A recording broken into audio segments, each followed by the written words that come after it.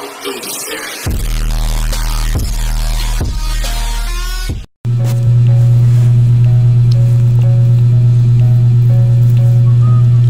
nga ba ang crayfish? Ang crayfish, isa ito sa mga nauusong alagaan sa aquarium o fish pond ngayon. Bukod sa isda ay mayroong kakaibang uri ng nilalang ang nauuso na alagaan sa tanks ngayon. Multipurpose ito.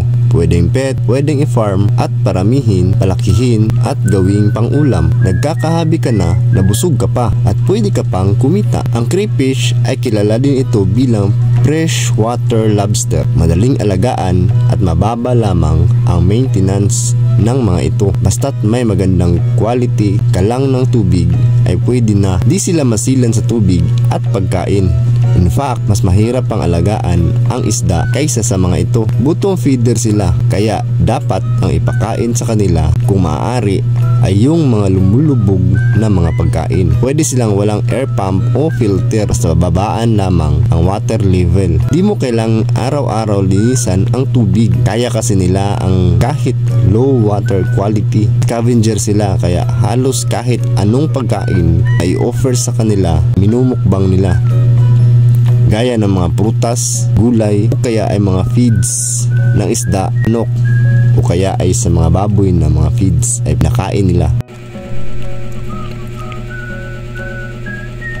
This time, i-harvest natin ang ating mga krillings na medyo malalaki na. Ang size ng mga krillings na nandito mga kaagri ay nasa mga 2 to 3 inches na sila. Tamang-tama ang ganitong sizes para ilagay sa malaking pond. Dito natin nilalagay yung mga krillings natin habang pinapalaki natin sila. Hindi pwede na ilagay natin sila diretso sa malaking pond. Marami kasing mga predator na naninirahan sa mga malalaki na pond. Kaya kailangan sa trapand muna natin ilagay ang ating mga bagong pisa na mga krillings. Dito natin pinapatubo sila habang ma-reach nila ang mga 2 to 3 inches na sizes bago natin sila ay lilipat sa malaking pond. This time, medyo malalaki na ang mga krillings na nandito, kaya i-harvest natin, ilagay natin dun sa malaking pond natin. Medyo malayo-layo ang pond natin mga kaagri. Nasa mga almost 2 hours ang biyahe ang fish pond natin na paglalagyan ng ating mga krillings. Prepare natin ito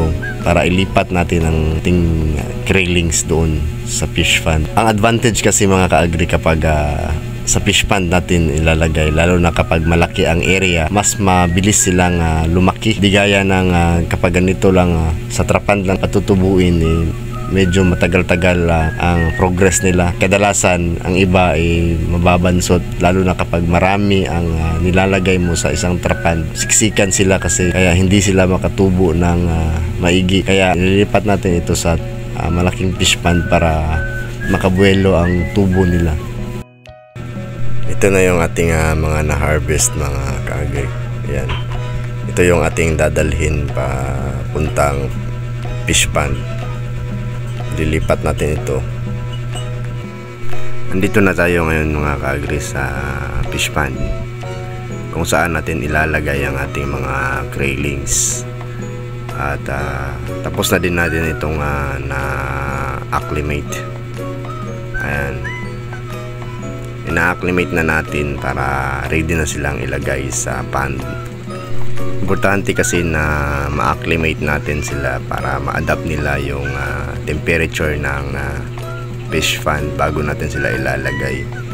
Ito yung proseso kung saan kinukuha muna natin ng temperature ng paglalagyan nila. Halimbawa yung fish pond, kinukuha muna natin ng temperature para ma-adapt nila, para sa ganun kung ilagay natin sila sa fish pond ay hindi sila ma-water shock.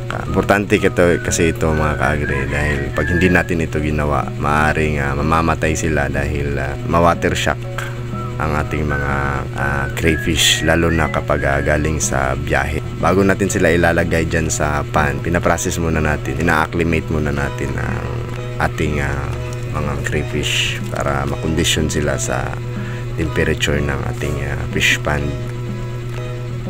Ayan.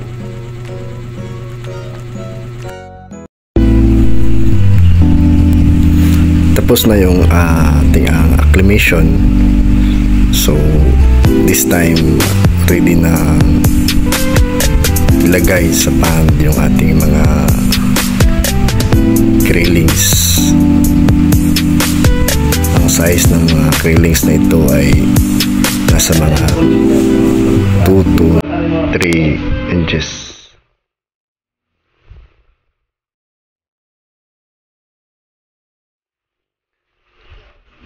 Na-harvest natin ito galing sa ating trapand.